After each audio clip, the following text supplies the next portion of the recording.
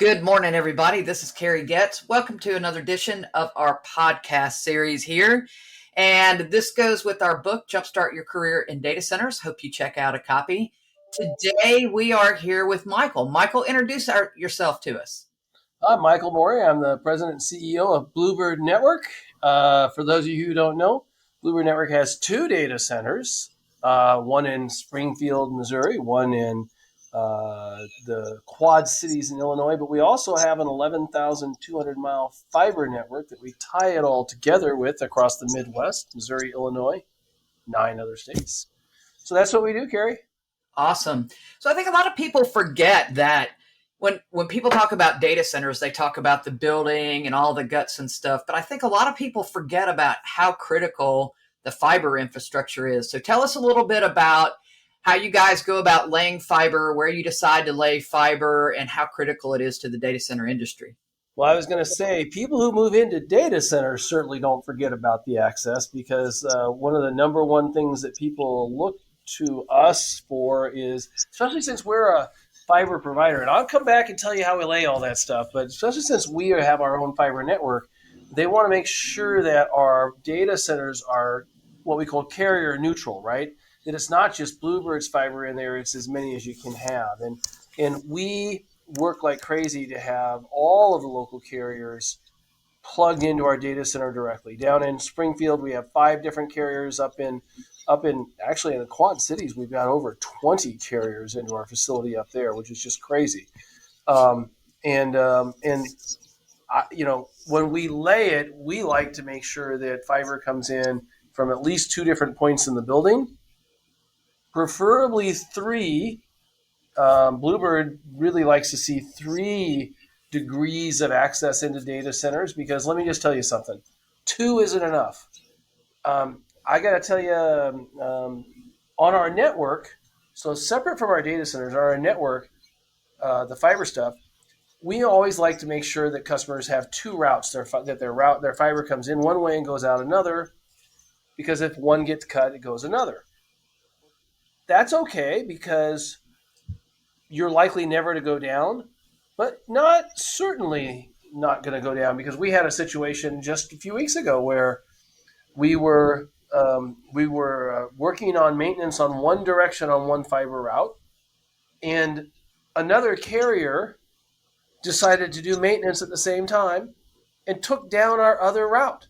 So in a network environment, it took us about 35 minutes to get it back up, right? In a network environment, it's expected maybe once every 5 years or 6 years you'll have a little small outage. Data centers, that's unacceptable. It's unacceptable. And if you don't have 3 degrees of access with fiber, something like that will happen someday. I call that the Bubba factor, actually. The Bubba factor. When we were writing 942, I was doing a lot of work behind the scenes through somebody at the company I used to work for that was our representative into that standard. But I called it the Bubba factor. And that's the reason why you want fiber coming in at opposing sides of the building or a big difference apart, because if Bubba comes along with a backhoe, you don't want Bubba digging up everybody's fiber. So I call it the Bubba factor. Well, let me just tell you, Bubba works all over the Midwest. He's really a prolific dude. He gets around. Like I said, if you're going to have 2 fibers, put them in 2 places. But if you can get a 3rd route, and it comes in from the 3rd direction. At our Bluebird Underground down in Springfield, we actually have 5 different entrances into our data center. So different carriers come in from different directions. So super important in terms of how we build our fiber network throughout the Midwest. I kind of think about the real things are aerial versus underground. So aerial fiber, let me tell you, Bubba has much easier access to aerial fiber than Bubba has to underground fiber. We find that the outages are significantly higher with aerial fiber. We have less than 0.2% of our entire network is aerial. Oh, wow. And that is just places where we could not help ourselves. We couldn't do anything. Like a bridge crossing. There are certain things you can't put it in the ground.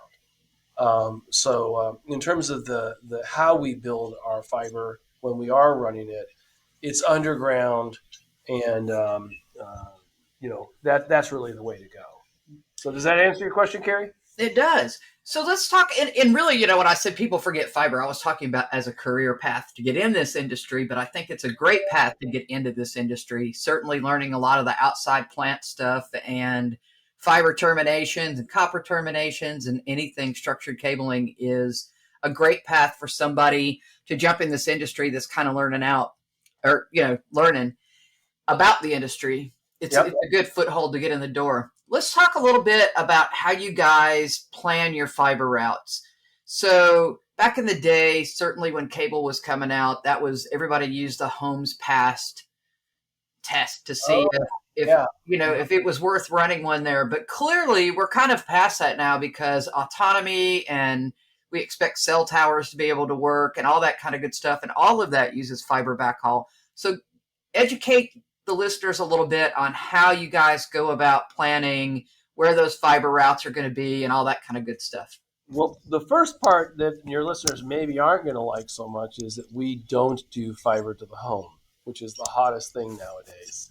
So we provide fiber to many carriers that do fiber to the home. We're one of the biggest people to connect to fiber to the home. So most of our fiber delivery is focused on prospective customers, meaning people who need it. For instance, let's just talk about fiber to the home, right? A lot of fiber to the home companies are trying to build fiber in remote rural areas that haven't had it. They've got a lot of federal grants, et cetera. So we talk to those folks and we say, where are you planning to go? And so we will figure out, okay, here's where all the fiber to the home providers are going to go. We actually mark them on a map. And when we start looking at new routes, one of the things we'll consider is where our new fiber to the home provider is going to go because we can connect to them. And we layer on top of that all kinds of other things. Our biggest customers are carriers. Well, let's just talk, you mentioned wireless earlier. We'll layer on top of that all of the locations where there are towers that have microwave connections, right? Because all the towers are really trying to get out of microwave. Okay, so now you got the new fiber to the home providers in the area. You got the towers that don't have direct fiber to them and are microwave. You start looking at the hospitals, banks, government entities, financial institutions, points of presence for carriers, carrier hotels, previously lit towers, because if you have two pieces of fiber to a tower, that's even better. And you layer these onto a map, and you can see where there are concentrations of need. Then we'll go to a thing called Fiber Locator, and I don't know if you've ever heard of this, Carrie, but there's Yep, we'll go to Fiber Locator. We'll layer that on top of that, and we'll go, here's a bunch of places that have lots of opportunities but don't have lots of fiber. Well, that's a good place to go, right? So that is really how we decide. And the other thing is we target an 11-state area: Missouri, Illinois, and the 9 states around it. So this analysis that we're talking about, we do in those areas. And then the other thing we do is we just go and we look at businesses that are 20 people and above in terms of on-site people. We really like businesses that are larger, 10 million up to 100 million and above. You locate those, and you can create. With fiber to the home, they talk about number of houses passed. They know what their percentage of penetration is going to be, et cetera. Well, when we lay those things out on a commercial business fiber thing, we can do the same thing. We can analyze that and say, if I put fiber here, here's my return. And then we look and say, well, which ones am I going to get the higher return on? I've got 12 routes I'm looking at. Well, let's do an analysis on the businesses that are along those routes, the amount of cost to build those businesses, what we believe our take rates are. We do an IRR analysis, and bottom line, it just spits out. It's obvious we should go build here. That's a long explanation, but that's how we do it. There you go. Well, I think that's good because it helps people sort of understand. And I know the landscape is changing a little bit today with the expectation of all these edge locations that are supposed to be popping up everywhere. and all of those need fiber. So I would assume that some of that's probably going to be custom built just for those kind of scenarios too. Well, again, ultimately, what drives us building is who needs it, who's willing to pay for it, right? So if you're somebody that you need something at this location and there's not fiber there, and they come to us, I mean, we'll get you there, and we may do it on a custom basis, but I've got to get enough money from you to justify me spending. Let's just throw out a number, $3 million or $500,000 or whatever. And if the company is sound, so that I know I'm going to get paid, and the financials of the deal make sense, I will go build it. That is not true of all carriers. There are some that just say, "Here's, we'll only do these situations." They don't like to do any of those custom things. We do lots of custom work, Harry, lots of it. And I think too, as we start building out more and more content delivery networks and try to cross the digital divide, I think we're going to see certainly more fiber in the ground to a lot more maybe fixed wireless locations and cell towers. And I know those are popping up around too, just to make sure that people have access. Yeah, that's true. We were mentioning kind of edge places to locate things. You're focusing on the fiber component of it, but also people are, when they're trying to get close to the edge, they're looking for places to locate it. We talked about 2 data centers we have, but the other thing that we have, because we are a network provider, is we have what we call points of presence. Think of them as buildings with with racks in them, and we actually think of those as edge data centers, because we actually sell access in those buildings to people who want to locate maybe content. I mean, there are a number of major content providers that are building national networks and looking for places to put their equipment. And so when we contract with them, many times they're not interested in being in either one of our data centers. They want to be in those points of presence that's along our fiber. And so we have numerous people that we sell a space in those POPs to. Sure, I think it's the whole landscape really is changing. I mean, of course, this industry is pretty cyclical. We went from centralized to decentralized, back to centralized, and now a lot of those are decentralizing again because, well, that's just how we do it in this industry. But it's because technology is a lot of the drivers, and certainly demand, it drives a lot of those conversations and a lot of those decisions. And I think everybody listening can agree that nobody is telling users to stop using data anywhere. What? They aren't? No. Shockingly enough. But to your point, I mean, that means that you have to put all these extra data centers and figure out where that content's going to be and make sure that you don't have loopholes and you don't have bandwidth hogs and you don't have places that are horrible bottlenecks that just cause issues in the fiber. And I know that the practice of running fiber generally also means that you run some dark fiber, and that then can be accessible to other folks down the line. But so from a data center perspective, though, you said you've got some folks in your data centers that are doing some of this edge content. Where do you guys have plans for additional data centers? What are your growth plans? What's it looking like for you guys? So our focus, let me define what I mean by an edge data center, right? Okay. So traditionally, edge data centers have been within 20 milliseconds of the workload that you're trying to access, right? And so that's how we decided that originally we had our 2 data centers, one in the Quad Cities and one in Springfield. If you look at our fiber network, you'll see that they are perfectly located so that they're, I can get you anywhere. If you're in one of those 2 locations, I can get you to anywhere on my network in 20 milliseconds or less. But as you said, the industry is changing. Okay. And so now I hear people talking about the edge being 5 milliseconds or less. Okay, so I can't have these big hunkin' data centers, every 50 miles, right, to do this. But when I call an edge data center, so let's call my 2 existing data centers a regional data center, And let's call my edge data center these 10 by 20 buildings that I locate all over my network, just to initially used to be to store network equipment. But now it's to store those workloads that need to be within 5 milliseconds of the edge. And so our plan is to continue to grow and densify those.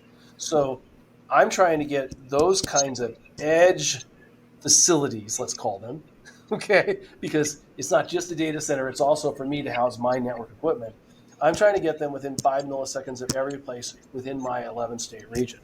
And, we're slowly but surely getting there. We have probably 35 of those facilities across our network right now. And, they aren't, you aren't getting like, it's not like a data center where you have gobs and gobs and gobs of people there with huge power loads, et cetera. There's one or two people that want to be in each of these locations. If you're lucky, one, right? I'm one of the customers.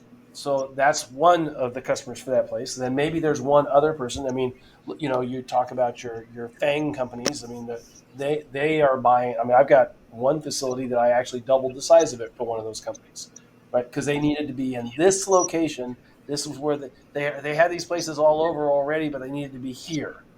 So I already had a pop there. I already had land. I already had a building, but one building wasn't enough. So I went ahead and added another building on my piece of land. I already had fiber there, and I put them in there. So your question was, as a long answer to your question, what are our plans for expansion? My plan is not to build more regional data centers. My two is fine. I can get everywhere on my network within 20 milliseconds or less from my two. I don't need more. My plans are to continue to densify what I'm calling edge data centers, which is within 5 milliseconds, which we use these 10 by 20 pops, these points of presence throughout my network. Sure, sure. Well, and I think that's kind of a big important note for anybody that's considering a career in this industry, is that really drives home the fact that these jobs are everywhere. You don't have to live in Loudoun County to work in a data center. You don't have to live in Loudoun County to lay fiber. I mean, there's fiber projects going on all over the United States right now, and the opportunities are everywhere. So how do you guys go about looking for talent and bringing new talent on? What do you guys do for that? So we try to post jobs on our website. I know a lot of people do, but we post in all the time, and they are ubiquitous. They are across the Midwest. Carrie, you're right. So that's one thing we do. We go out for recruiters. But listen, if somebody's interested in Bluebird and they don't see a posting, call our HR department and send us a resume. We keep track of them, etc. But it is hard to get great people nowadays. It is hard. What the transformation that occurred with COVID, where everybody now can work anywhere in the world from any place in the world. In theory, yeah. Well, that doesn't work for technicians, It does right? not. Yeah. It does work for engineers. It does work for software people. It does work for a lot of the positions that we have in our company. So, yeah, just watch our website, etc. But this industry as a whole is going crazy. That they are popping up all over. So I'm not sure what I would do if I were somebody looking for a job in our industry. First of all, I'd make sure I was trained well. And there are a lot of great technical schools out there. Here in Missouri, we've got the Rolla, which is the University of Missouri Technical. It's basically Missouri Tech, and that is a great place. We love to go get people from there. We also try to get in touch with the Veterans Administration's facilities that are helping former vets get jobs. We love veterans. We love people that have taken the time to educate themselves on the industry and in technology, and especially if you've been in the military and you've been in the communication side of the military, you've got a lot of broad experience. You do. Very applicable too. Yep. So I think that's probably how we're doing it. We're probably not as effective as we should be. So Yeah, I think that's kind of a problem across the industry. Everybody's doing what they can to hire people, but it's tough. I mean, it's a very competitive market for sure. Well, that tells you. I mean, for job seekers out there, right? That this is an industry worth going after. I mean, there will always be jobs here, and if it doesn't work out at one company that hires you, there's always going to be somebody in our industry. Everybody always needs more bits, more often, in more locations. At a lower cost every single year. For sure. Absolutely, for sure. Well, we're getting close to our time here. So, what do you want to leave anybody with some parting words? What would you say? Parting words. I think I just said them. This is fiber and data centers is the place to be. And if you have any doubt about what's in the future for it, I get questions all the time like, are your wireless going to go up in the air, or is all of your data center going to go out to the edge? Are you going to have anything? The answer is yes and no to all of them, meaning every part of our industry is going to grow, and it's going to get deeper. It's going to get more entrenched because information is what's driving our economy. So that's what I would leave our viewers, our listeners. Absolutely. I totally agree. Well, everybody, we want to thank you for listening today. If you want to get in touch with Michael, his contact information will be in with the podcast description, or you can go to Bluebird Networks and find him there. For the rest of you, thanks for listening. We hope that you enjoyed this episode, and we look forward to you being on another episode. Have a great day. Thanks, Gary. Thanks.